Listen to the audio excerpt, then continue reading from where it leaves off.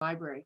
First of all, I want to thank Sherwood Regional for hosting us today on Zoom and for recording this. Oh, I guess, are we recording this time? This Sorry. conference is Okay. being recorded. Only the main conference is recorded. Okay. Yes. That's a new little insert there. Yes. Okay. Anyway, thank you for recording for future reference. And thank AAUW members from the Mount Vernon branch, as well as from other branches, maybe from Northern Virginia, along with community members for joining us today. Joy, do you have some Zoom hints for us? Yes. So as we just mentioned, this is being recorded. And if for any time you have issues with your seeing part of the screen, it's most likely your view options, and that'll be located in the upper right-hand corner. You'll see a little box that says view. Click that and you'll be able to change your view settings. So if you want to make the speaker bigger or smaller, change how many people you see on the screen, look in your upper right-hand corner, and then all of your options will be down at the bottom of your screen, and you may have to hover your mouse over the bottom of the screen for those options to pop up. But it includes everything like chat, your audio and video settings. And also, if you're having any issues, please make sure to just enter in something into the chat, and I'll see if I can help you that way. Okay. And once again, I just want to reiterate that everyone will be muted during the presentation. If you have any questions, put them in the chat and we'll get to them at the end during the question and answer session. Great. Okay, thank you. All right, Mary Wall, Membership Vice President for AAUW Mount Vernon, will tell you a little bit about AAUW.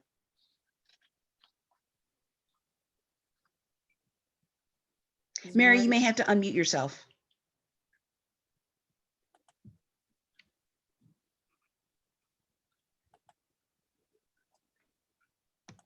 Maybe she didn't make it in. I'll go ahead and do what she was going to do. She's Zooming from California and may not have been able to make it. On behalf of AAUW Mount Vernon, I want to thank my fellow AAUW members and members of our community for joining us today.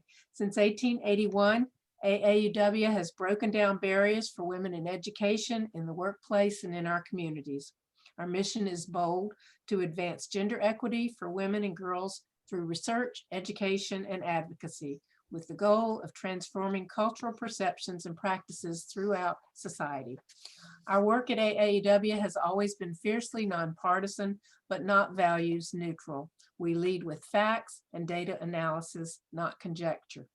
We arm our research results with both policy recommendations and our active advocacy work.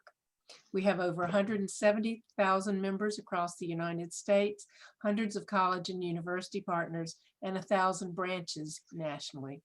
The AAUW Mount Vernon branch was founded in 1956 as one of 11 branches in Northern Virginia alone. We meet for monthly program presentations such as this one and participate in state conferences, lobby days, and we help register voters with the Mount Vernon registrars. Our monthly programs, book group, game night, and other activities are currently operating on Zoom. If you're interested in becoming an AAUW member, we'll provide you with an email address and website at the end of this program. We hope you'll contact us. Today, we're excited to listen to Mount Vernon branch member and author, Solveig Eggerz. She's going to talk to us about her latest book, Sigga of Reykjavik, and we'll also talk about Iceland. This is her second book and one that AAUW Mount Vernon members enjoyed very much. Joanne Clark, our program VP, will now introduce Solveig. We are, as Patsy said, very lucky to have Solveig Eggerz as a member of our branch and also as our speaker today to talk about her 2019 novel, Sigga of Reykjavik. Solveig has lived in Alexandria since 1974. She's very active in our community. She is obviously an author. She teaches creative writing. She actually brought to us Jane Collins from Heard, who was one of our meeting speakers the year before last, and introduced us to, for one thing, the work that Solveig does for Heard, going into prisons to teach creative writing to people, particularly men and women, though I guess, that are incarcerated. She has won a number of awards for her first book called Seal Woman, which is a historical fiction set in Iceland, Germany, and Poland. And today she will talk to us about Sigga of Reykjavik. I think she's a woman working hard to become empowered, and Solveig is going to tell us how she does that. So go right ahead, Solveig. Well, thank you very much, Joanne and Patsy and Joel at the library for helping me with all my technical difficulties. And thank you all for coming today. I am so happy to be here, and I want to tell you not only about my book, but a little bit about the women of Iceland. So probably your first question is, why in the world did you write this book? And I am Icelandic. Both of my parents were Icelandic. So I visited my parents every year during the time they lived in Iceland.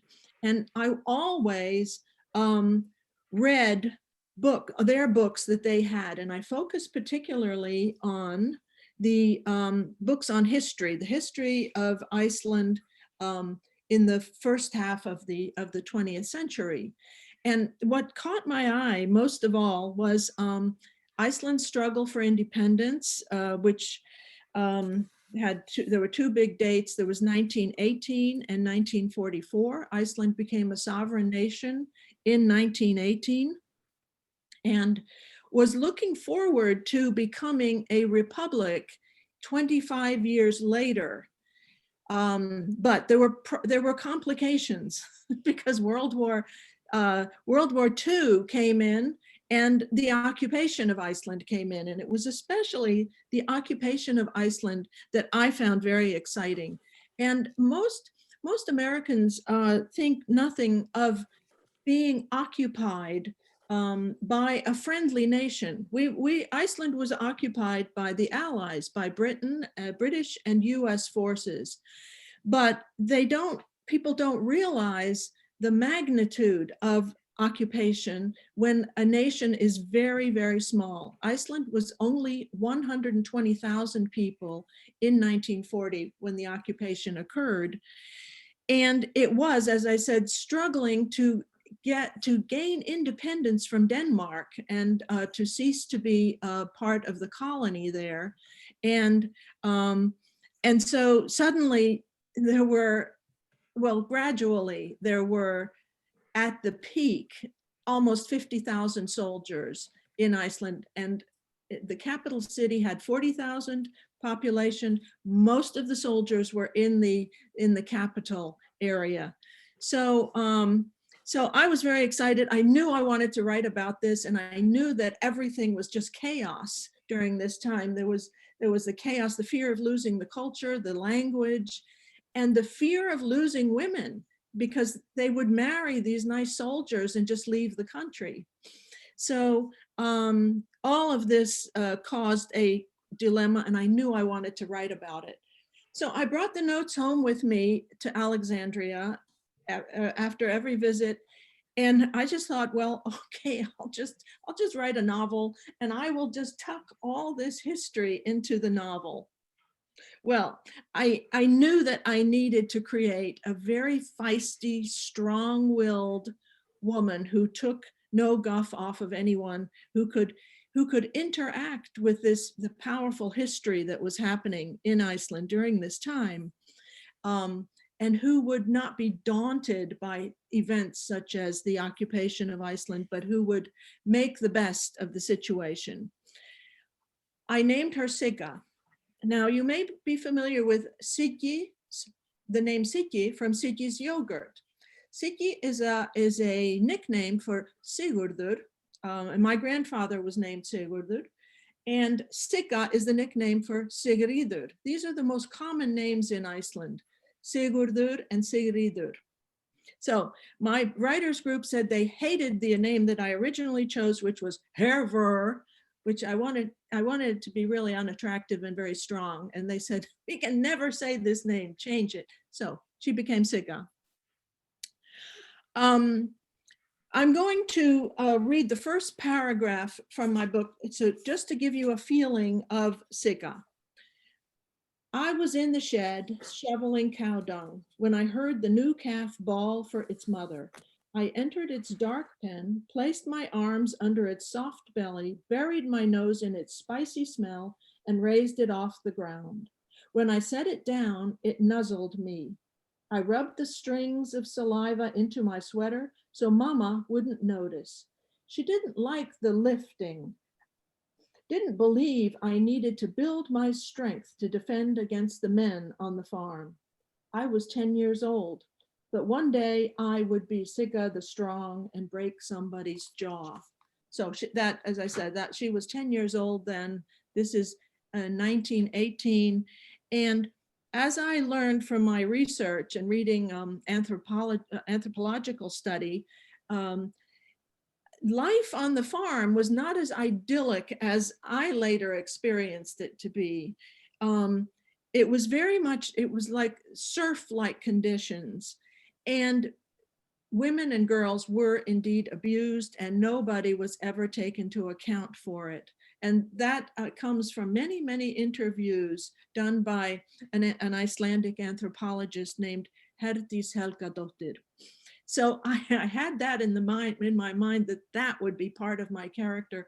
And the anger, the pent up anger that comes from the helplessness of having been inappropriately touched or groped or abused in some way by larger, stronger people. So my character, she finally escapes from the farm. She's 16 years old. She has this dream of becoming a corset maker. She wants to gain her independence by learning how to make these restrictive garments. It was very good, clean work, she thought. And so that was her dream. But it was a dream deferred because, well, she started by becoming a domestic servant. And sociologically speaking, in Iceland at that time, in the early 1920s, that was a huge step up. It was now you had a salary and you had comfort, you had good food, and you lived in the city. And she learned how to embroider from her nice employer, but she becomes pregnant, and so she must. So her plan for becoming a corset maker is deferred, and she makes one of many mistakes. She always makes mistakes in her love life, and she marries a lump fisherman who is so dedicated to his political activity. He was he was writing speeches to improve the lot of what he called the little man, and he totally ignored the little woman because there was tremendous pay inequity at that time in Iceland. So since he was always writing speeches, she became the breadwinner for the family. She became a fish woman, which meant that she worked in the fish plant and she washed the fish. She fetched fish to the dock and sold it out on the peninsula. So to better explain the story, I'm going to show some slides now with the help of Joy. Yeah, so the first one shows what is called baðstofa. This is a typical Icelandic farm of the earlier period, the early part of the 20th century and the centuries before that. And so this is the loft. This is where the hired people lived. Men on one side, women on the other. That is, those lines, they're lines, rows of beds. But this was an area not just for sleeping. This was also a work area.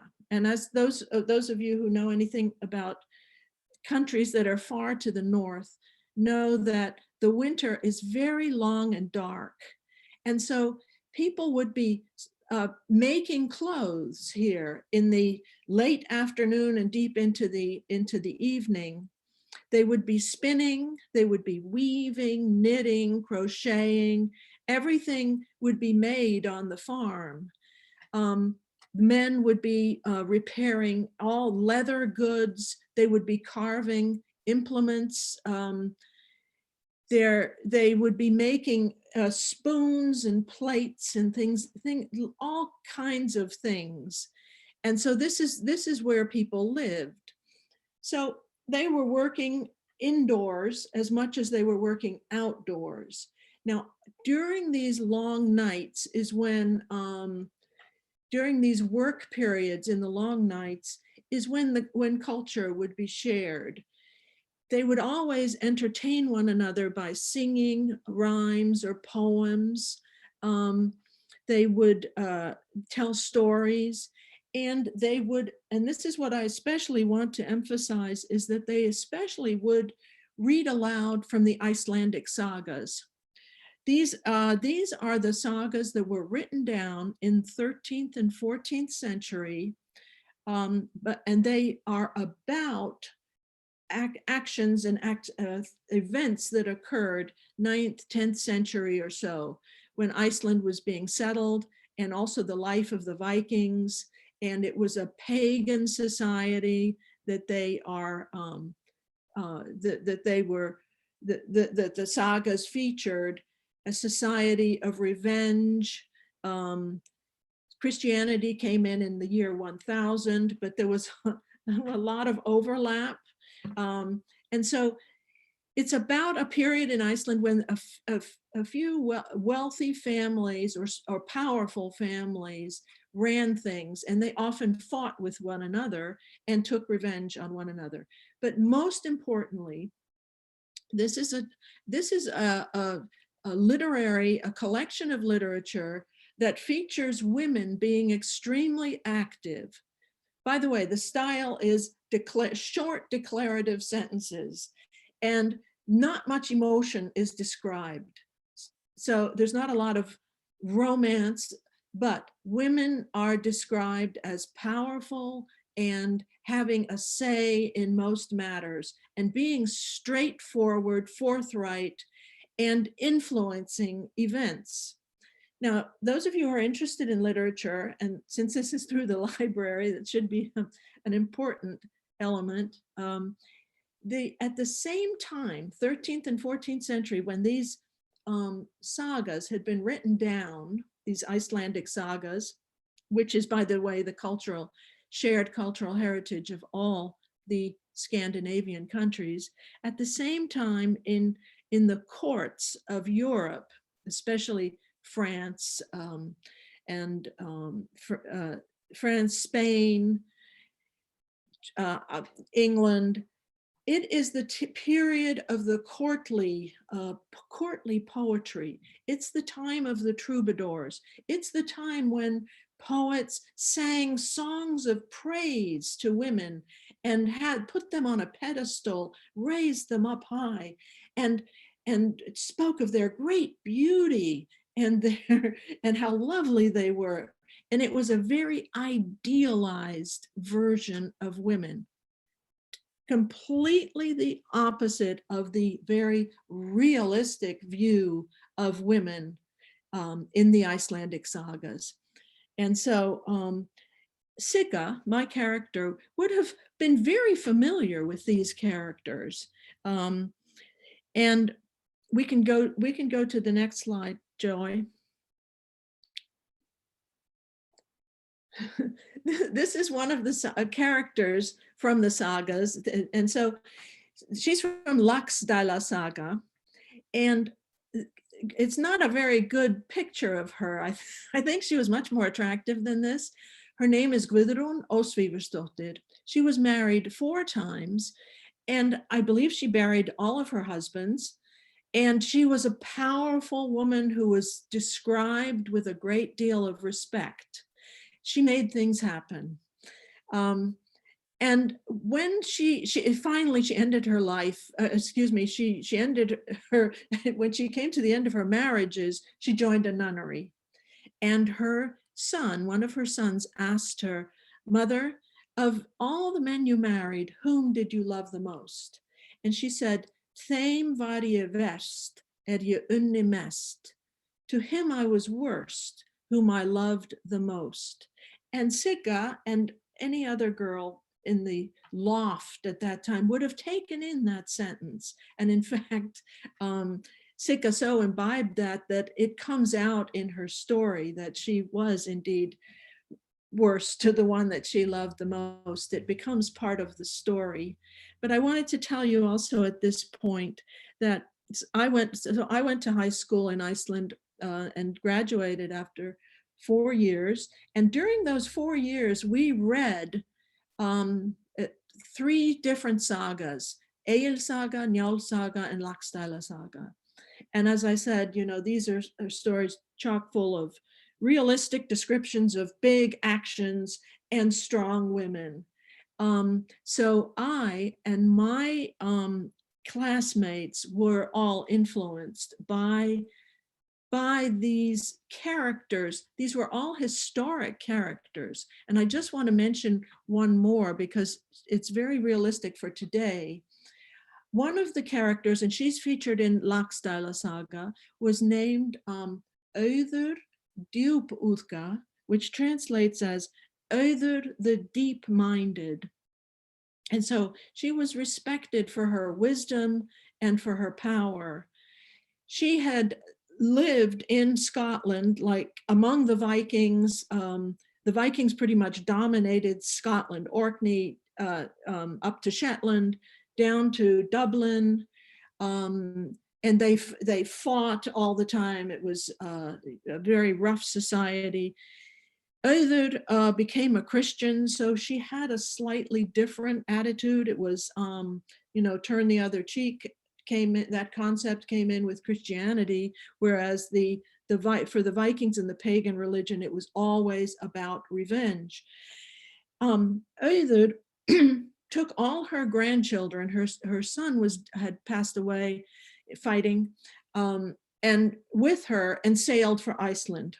She married one off to Orkney, another off to the Faroe Islands, and then settled in Iceland and became one of the early settlers of Iceland. A young woman named Valdís Davíðsdóttir has written the story of Auður in 3 volumes. It's very good historical fiction. So in Iceland, Auður Djúpúðga is very well known. So the point I'm making is that these characters from the sagas are very much part of Icelandic cultural life, political life. They are mentioned, and I'm hoping that her story will be translated soon. Okay, we can move on. Joy, next slide, please. So referring back to my character Sigga and life on the farm, the way life would be on the farm, people used newspapers to, put it, stuff their best shoes to keep their shape, or to wrap their porcelain, or in the outhouse for that purpose. And Sigga, being very curious, she had learned to read, and she was always snooping around, reading the advertisements and learning about that wonderful city, Reykjavik, where she dreamed of going. And she particularly read the advertisements. This one here is an advertisement from the corset shop. And this has a special meaning for me because my grandmother's sister, whose name was Elisabeth Foss, established the corset shop in Reykjavik in 1916. It still exists today. It's still the corset shop, which is called Lífstykkjabúðin, but today all the fancy undergarments are imported. In those days, in Elisabeth's days, they made everything. Elisabeth had gone to Copenhagen and studied corset making. So this ad is offering 5 different kinds of garments, undergarments that hold up your stockings and help you flatten your belly. And it says it offers the lowest price and skilled work. And this ad is aimed at all the women who live all around the country, not just in Reykjavik, but all the villages all around the country. And they're being urged to send in their measurements. We will make your corset, and we will make any repairs and adjustments.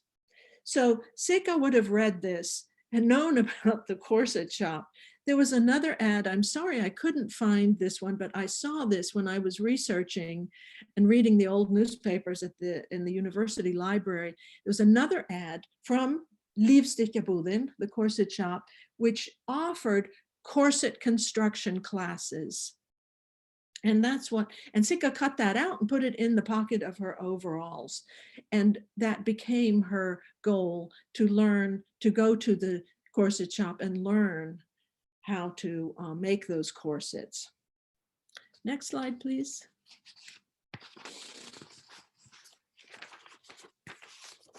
Now, this period in the early part of the 20th century was also the time when the Icelandic economy was changing from purely agricultural to fishing, a fishing economy. This meant people were actually able to leave the farms. Poor people were actually able to leave the farms and take jobs on the dock or at the fish plant. And Sigga would see these pictures of trawlers as they were slowly being purchased in Iceland, usually from England, and they were slowly building up this fleet. Now, I want to tell you a little bit now about pay inequity. So men often got work on the ship itself, and they did well financially because they were paid as part of the catch. And they were aiming to catch cod mainly, because that was a huge export the commodity. But they also got a share of the cod liver oil. So that was also a very valuable item. But men also worked on the docks, unloading the fish. They also unloaded coal from different boats.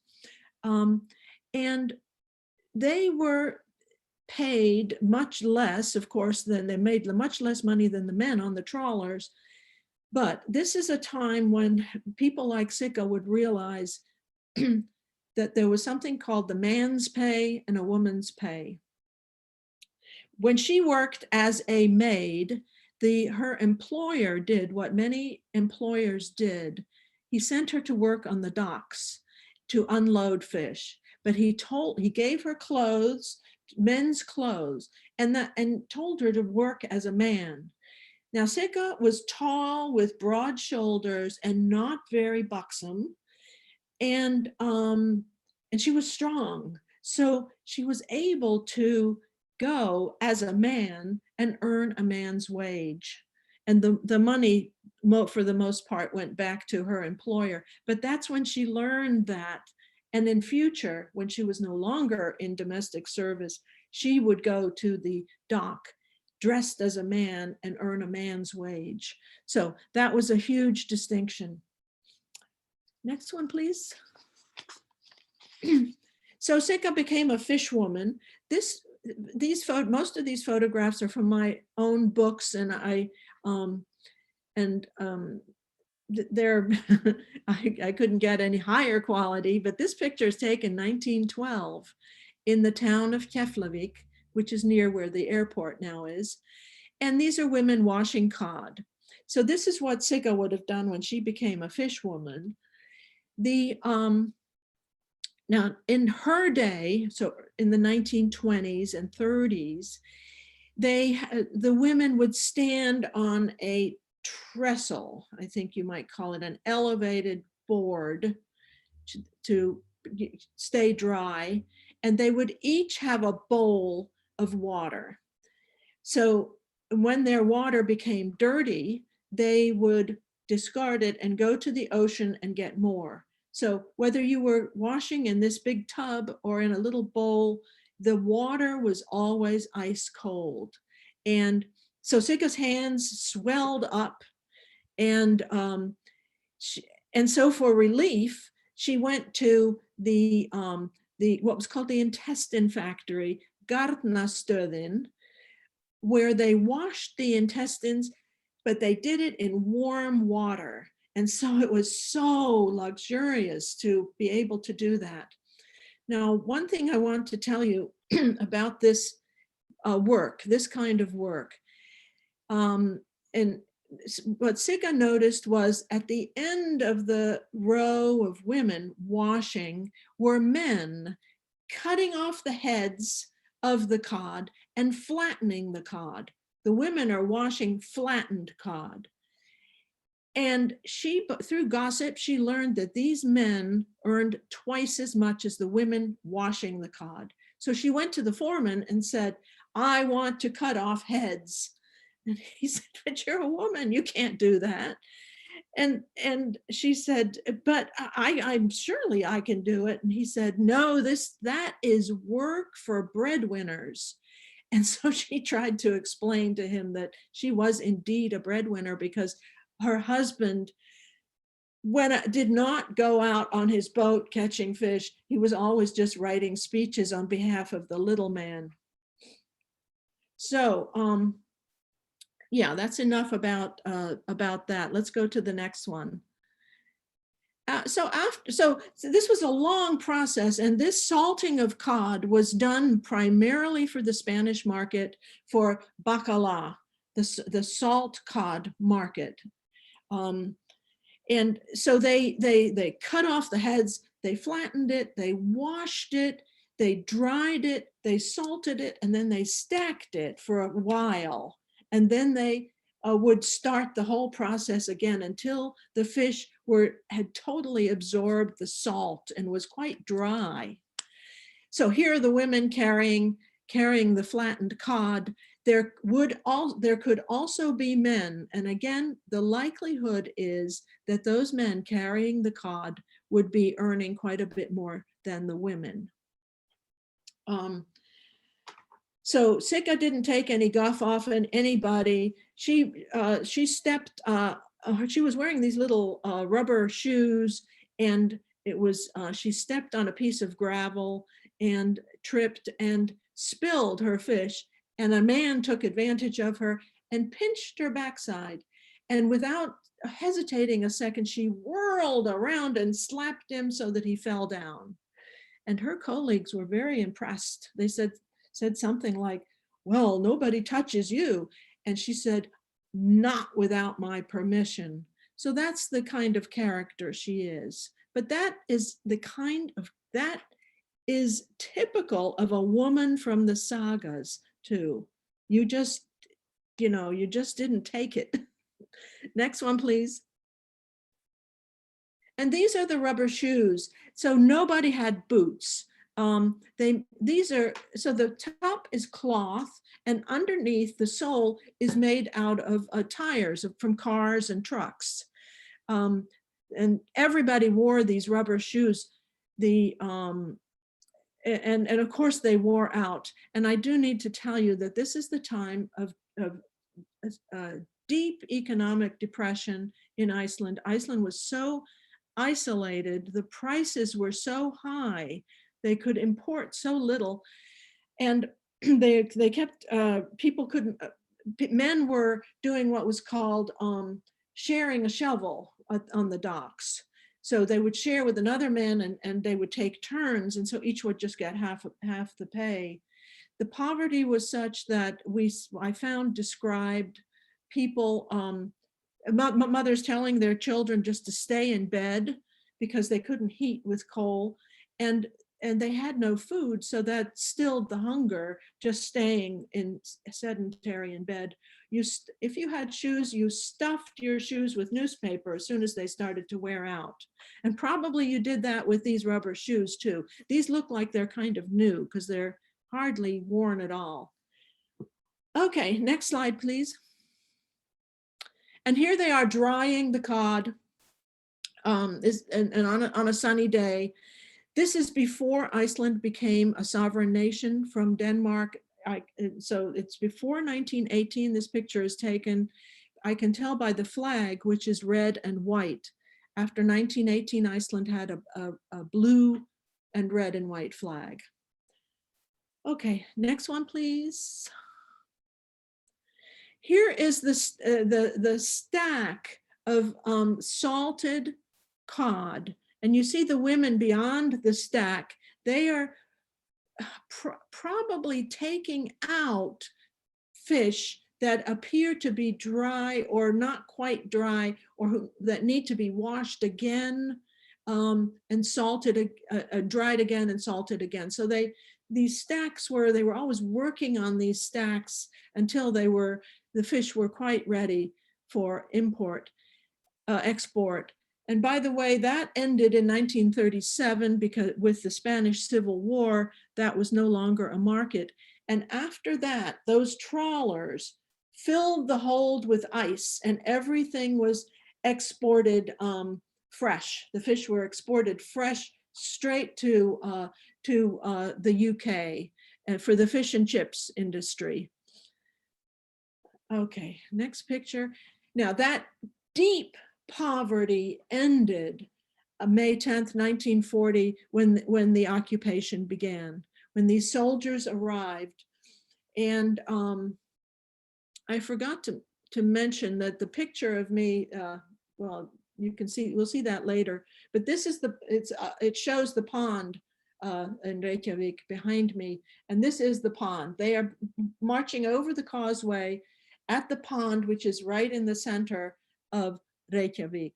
And the British arrived with very little. They didn't have washing machines. They just had this deadly canned food. They didn't have, they brought tents. They pitched tents everywhere. If you looked out your kitchen window, there were British soldiers sleeping in tents. And they led a very primitive life. Because they were so needy of help in every way, they relied on the Icelanders. They traded or they bought entire sheep or fish from the Icelanders. They asked the women to wash their clothes and help them fix their clothes. And the key thing here is, though, that this was from one day to the next, the depression ended. Money flowed, money was everywhere and work was available for everyone, especially the men who made roads for the occupation. They built an airport, and they ultimately built the Nissan huts that the British lived in. Next one, please. So these ladies, in those days, the 1940s, older women wore their national costumes just, every day. They would just go out shopping or whatever, wearing their national costume. There just weren't that many clothes available. So this was a good garment that you had constructed or sewed or assembled, and you just wore it quite regularly. But here there was this constant contact, and they say that women from 60 to age 12 were fascinated by the soldiers, I would say. So this is perhaps the beginning of the British wash between these three personalities. And here you can, with the arrival of the soldiers, I mentioned the statistics of almost 50,000 ultimately, and you know, a population of 120,000. Certainly men far outnumbered women in Reykjavik and everywhere, all over the, but especially in Reykjavik. And so, as I said, they were everywhere. I read the memoir of the chief of police of Iceland, Agnar Kufud Hansen was his name, and he worked very closely with the military police, first with the British and then with the US military police. In fact, the military police had a sort of a satellite office in the Icelandic police department. And so when the fights happened every single day between the local men and the foreign men, the allies, the soldiers, and they fought over everything. But the Icelanders were extremely jealous of how popular the soldiers were with the Icelandic women. And in a way, it was a lot of fun for these Icelandic women. But it was not fun for the men. So it was an overwhelming situation. And I remember one of the chapters in the chief of police book said, whenever I saw that these people, there was a allied soldier fighting, I would contact the military police. But sometimes I regretted it because they were so brutal. And he said, especially the Americans, they didn't ask questions. They just, if they saw a drunken behavior or fight, they would just start hitting. They'd bring out the bat, you know, and slug the man and ask questions later. The British were a little different because they always checked on the rank. They had to make sure that this was an enlisted man. And if it was an enlisted man, they could beat him up. But if it was an officer who was behaving in a drunken way or something, they asked questions first. So it was chaotic, very chaotic. Next one, please. So Sigga Sigga loved the occupation. For one thing, it was an opportunity, and she was a woman who grabbed opportunities. It was an opportunity to support her family in a decent manner, because she was washing uniforms all the time. This meant that she had these vats filled with soaking uniforms throughout her kitchen and her living room. And then she would, you know, squeeze them and hang them up and things like that. She taught them Icelandic, and she actually enjoyed the soldiers. She had friends among the soldiers. I'm not sure how she and other non-fictional women were deeply involved. It varied.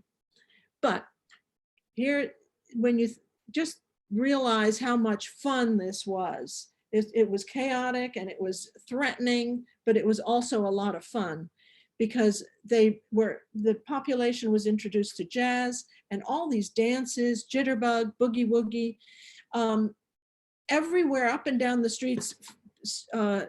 Places were turned into fish and chips restaurants, or basements would open up suddenly as dance parlors. There was so much going on, and Iceland had been so isolated, and so poor and so down and out prior to this. I'm not saying it's a good thing to have 50,000 soldiers, but this was the impact. Okay, next one, please. And then US forces arrived July 1941.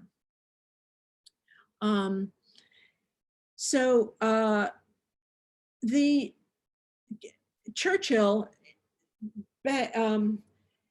as soon as Denmark had been occupied by the by the Germans, April 9, 1940, he decided to occupy Iceland. But on the side, he was always working on Roosevelt. Roosevelt, as you all know, was very afraid of the isolationists in Congress. And so we believe that he wanted to enter the war. He wanted to work with Churchill against the Nazis, but he was too afraid of the isolationists, so he did not declare. In July, he did not declare war on the Germans, at least.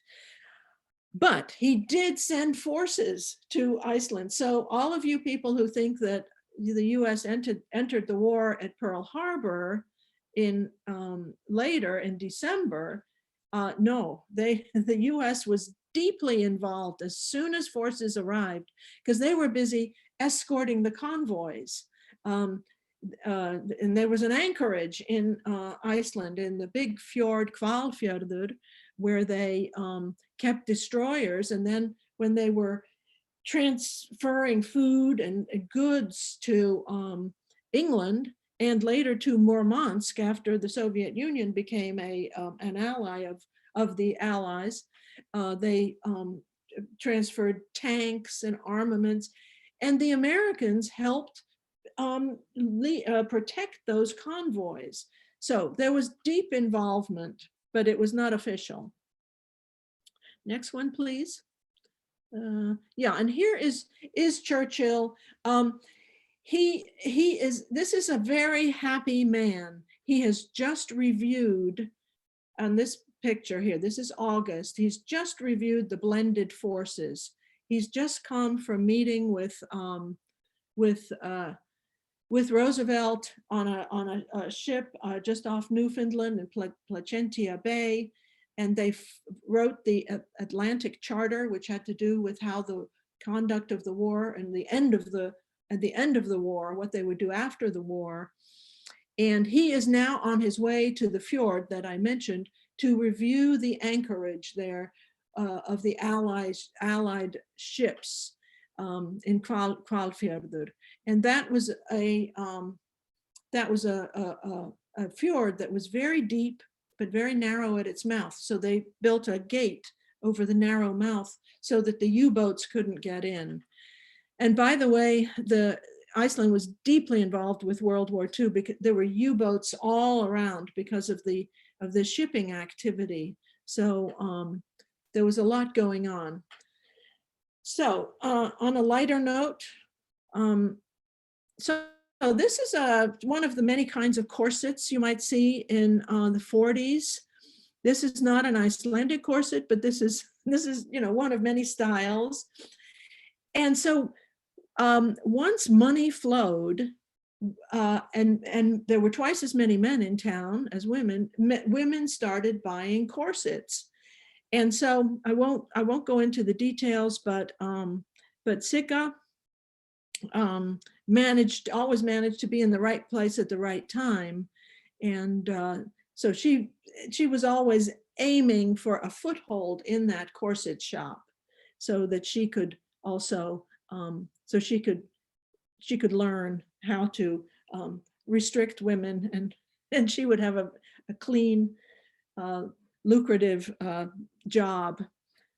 So let's see, what is next after the corset? Oh, and this is not a great picture. This is my my great aunt, Elisabeth Foss, who established the corset shop. And I modeled on her is the character in my book called Magdalena. And Sigga at first got a job embroidering the underwear in the corset shop. And so she was a known entity by the time money started flowing.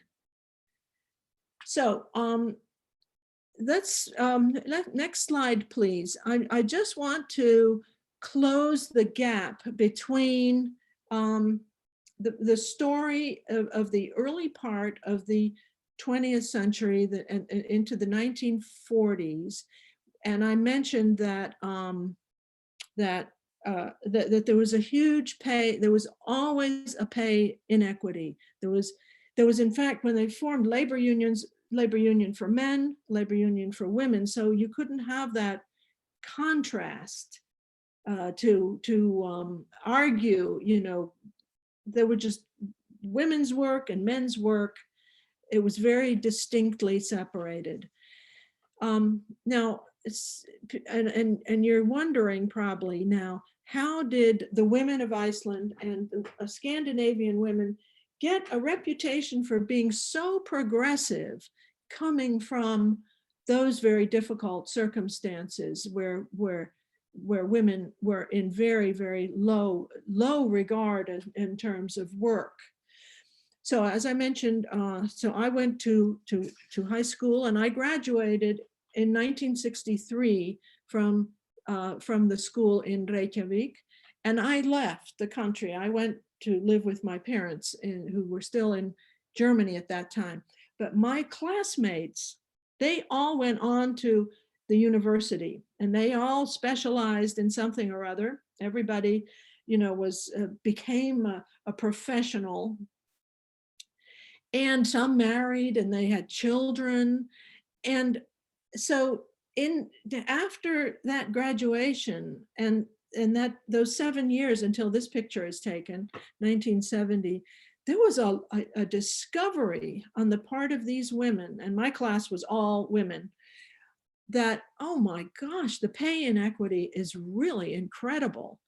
And so they started, and then they were aware also of the 1968 protest in the US, and also in Europe, especially in Denmark. They would be very aware of that, because a lot of people went to Denmark to study. And so they started forming these groups and talking about it, and appearing on the radio, writing articles, pointing out this pay inequity. And they called themselves the Red Stockings. And I'm not sure where that came from, but they decided finally, no, people weren't paying enough attention to them. So they decided to make a splash. They decided to participate in the May 1 Workers' March. And so one of these women, she was an artist, and she happened to be making scenery for the play Lysistrata by Aristophanes. And as you know, that is a play about withholding. And the women decided to withhold sex from the men unless they stopped fighting, or unless they stopped making war. So the statue is really a rather heavy Venus figure. But they carried that, and they walked at the back of because the labor unions didn't want these feminists, so they walked at the very back. But everybody noticed them, and there were speeches afterwards and writing, and they had made their mark.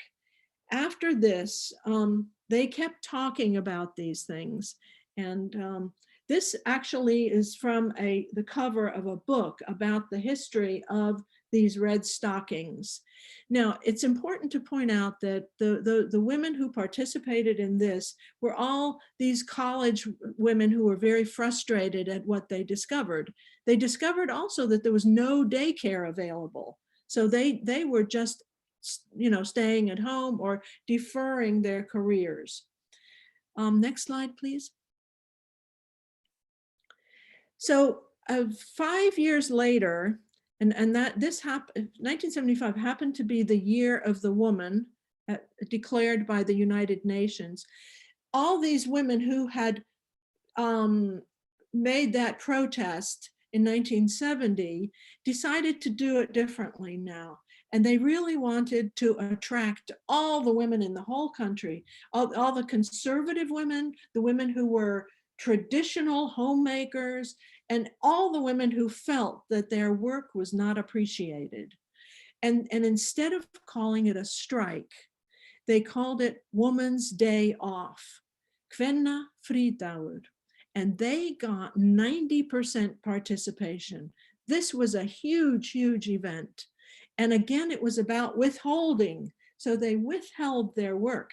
So the women who were working at home and cooking and so forth, they withheld their work, and so paid and unpaid labor, everybody just did not work on that day. And men did notice this. men started writing about this, and they started writing about the value of the work of 50% of the people who lived in the country. That had a huge impact. The following year, there was legislation was created to lessen the pay inequity, but it was always a problem. They always needed to ride herd, have always needed to ride herd on it, but it was the beginning. It was the beginning of noticing that the pay inequity was enormous. Now, as part of, I happened to talk to one of my friends just prior to this talk. Her name is Gerður Óskarsdóttir, and she's the former superintendent of schools in Reykjavik, and she was my classmate. And I asked her about this and the impact of this, and she acknowledged, and I asked, was pay the most important thing? And she acknowledged that it was very important, but she said equally important for us was daycare, and that is what made the difference. And so what happened next was they, after struggling for pay equity, they gradually started adding more government paid daycare. Daycare had always been available for single mothers and government paid, because the assumption was, of course, that they had to work. But this was new, and gradually the government added more and more daycare. And Gerður, who was part of the education establishment, said, but another key thing was we shifted it to the Department of Education. And we shifted it out of welfare into the Department of Education. And we called it leikskólar, which means play school. We did not call it daycare. So these leikskólar they kept expanding them and providing more and more, lowering the age until today, a baby age 1.5 can go to play school, and it would be government funded. The parents would pay a small amount. So Gerður said that in her view, this was what really made the difference, was the availability of daycare. Not everybody chooses to use it, but it is available. So we will now, I think this is the last slide, Joy, that comes now. Okay, because we have about 2 minutes left. Okay, so today, this is our current Prime Minister. She's 45 years old, and she's the second Prime Minister, female. As you see, 40% of the parliamentarians are women, 5 of the 11 cabinet ministers are women, and Norway and Denmark also have women as prime ministers. And I just want to say now that the young women like Katrín would have read the sagas too. They would have known about these strong women. And I'm just, I do want to emphasize that too played a role. It wasn't just legislation. And so that we can end it here if you like. Are we going to have any time for questions? Yes, so if you have any questions for Solveig, please feel free to unmute yourself or put it in the chat box and I'll read it aloud for you.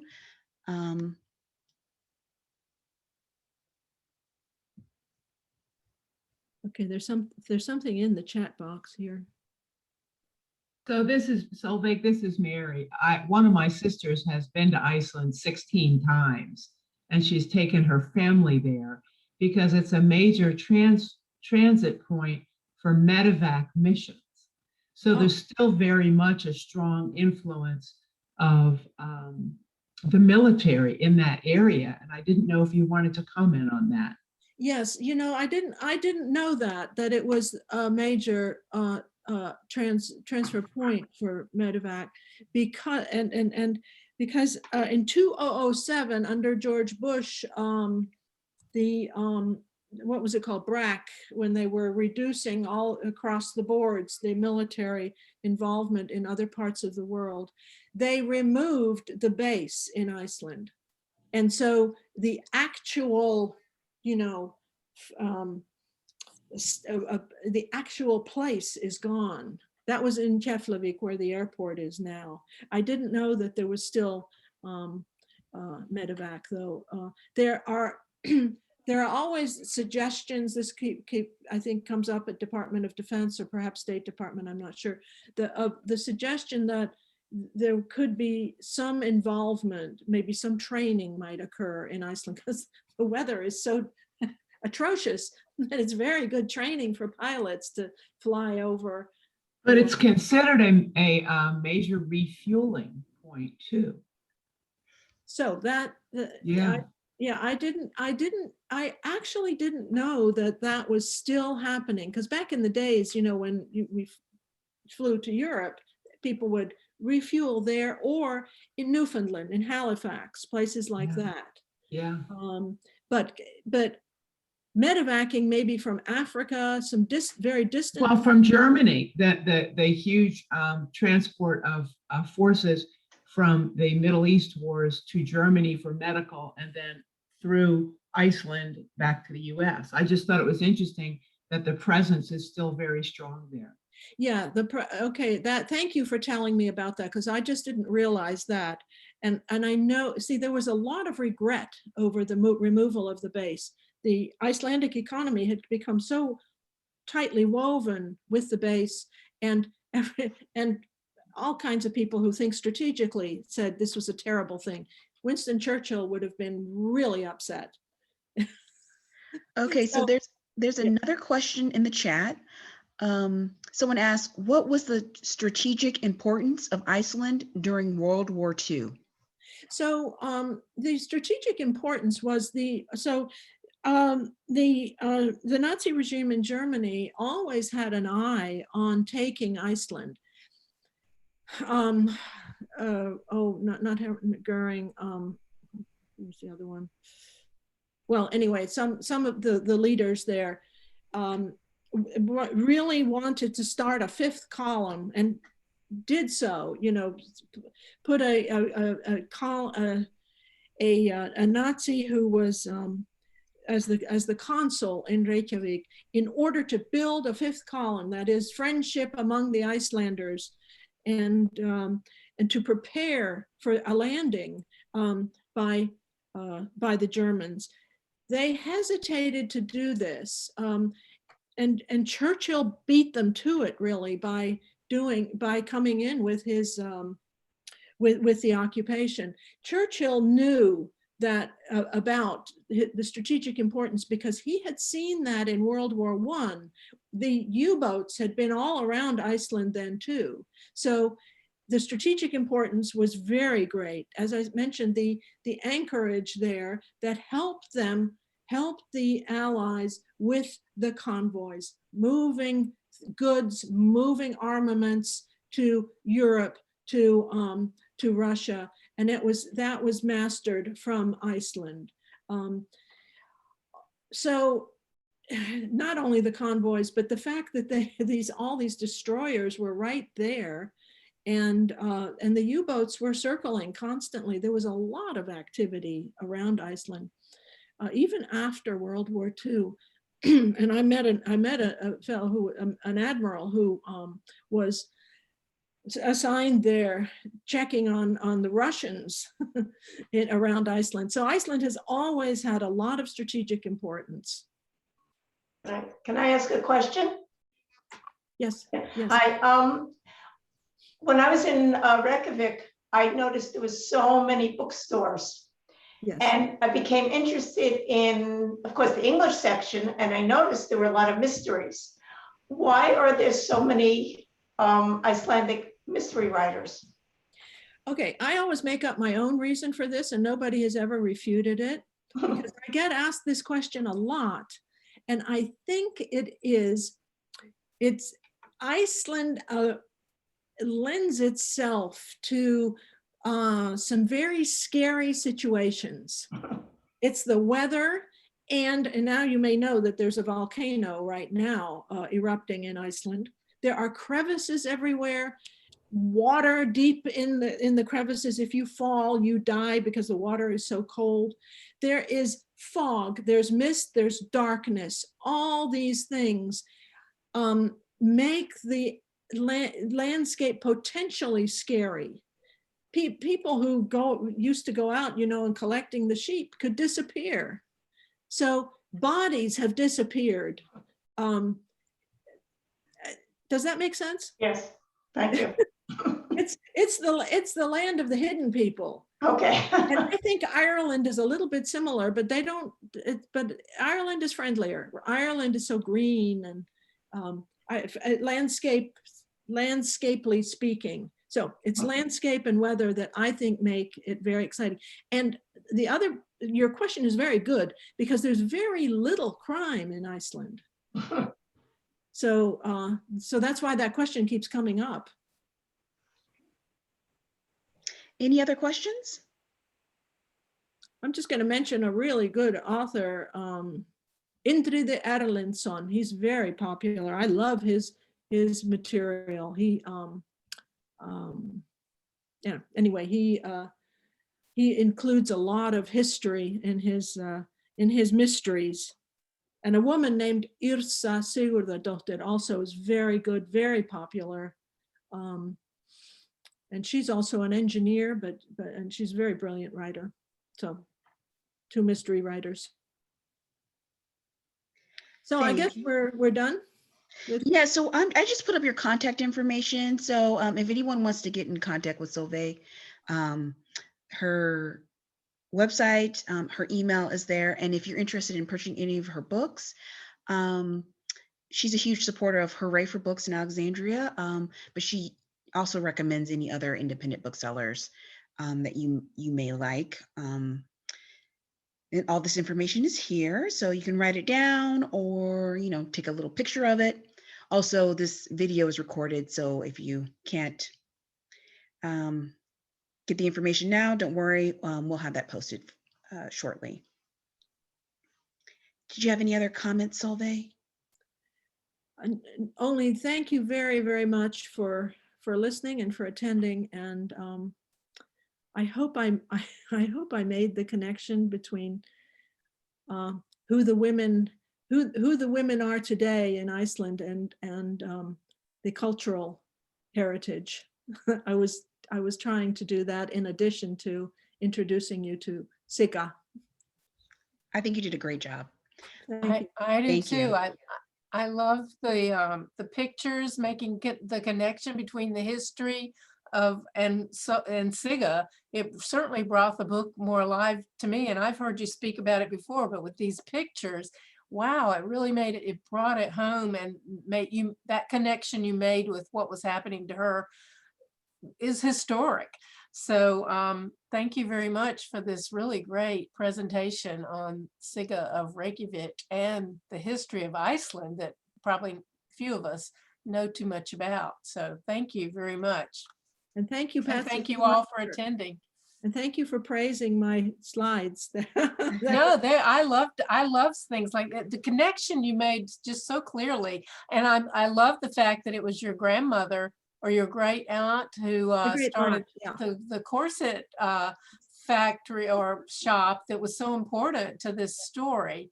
And it was also a factory, so they made the things right there. Yeah, wow, really, really good. Thank you so much. And thank you all for attending. Thank you, Joy, for being with us today and recording. We'll get the link out whenever that's available. And if you want to contact AAEW Mount Vernon, there's our website and an email address. So thank you all. Thank you. Have a great day. Have a great day. And Yeah. thank you so much, Joy. You really saved me because I blundered a little bit at the beginning with the it's just us now, or are we still on? We're